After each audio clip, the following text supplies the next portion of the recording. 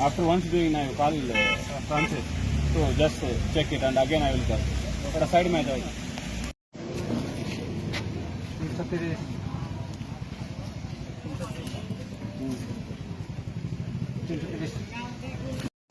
আজকা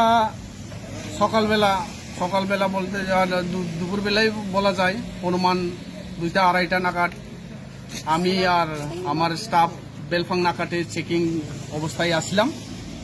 তখন হঠাৎ করে একটা গাড়ি আমরা দেখি নাকা দেখি আইতেছিল।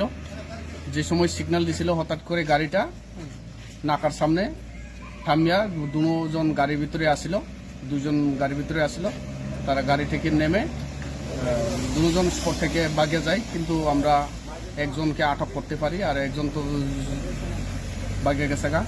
তো তখন সন্দেহ হয় গাড়ির ভিতরে কিছু ইলিগেল আইটেম থাকতে পারে। ওই কারণে আমরা গাড়িটা দেখলাম, যে সময় দরজাটা খুলে তখন দরজার খুব ভারী হেভি আসিল।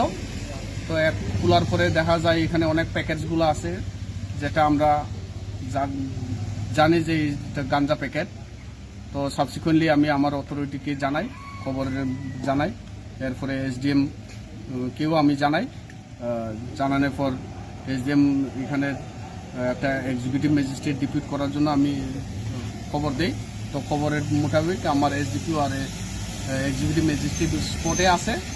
তখন তারার প্রেজেন্সে আমরা সব গাড়ির তল্লাশি চালানোর পরে এখানে total 70 packets of different size প্যাকেটসগুলো র্যাপ উইথ ব্রাউন সেলোটেপগুলো পাওয়া যায়।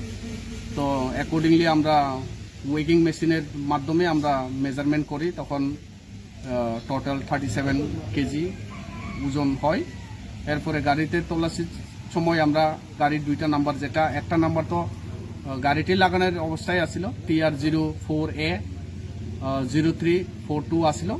তো বাই ভিতরে আরও আসামের নাম্বার প্লেট 2টা আসিল, যার নাম্বার হচ্ছে AS01AK 7602 নাম্বার প্লেট 2টা আসিল। বাজার মূল্য তো ব্ল্যাক মার্কেটে অনুমান 8-9 লাখ হইব।